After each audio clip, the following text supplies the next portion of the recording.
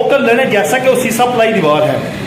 اسی طرح پاکستان افواج جو کہ مخیب منظم اور جو جذبہ جہاد سے سرشار ہو کے وہ لڑ رہی ہے جیسا کہ قرآن کی تعلیمات ہیں۔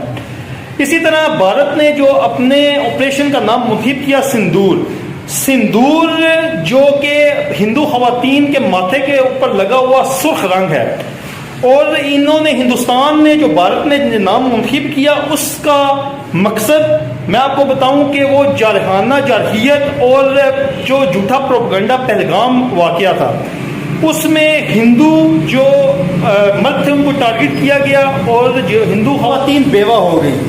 بھارت نے سندور نام اس وجہ سے رکھا کہ تاکہ وہ اپنے لوگوں میں اپنی ایک امیج بنا سکے۔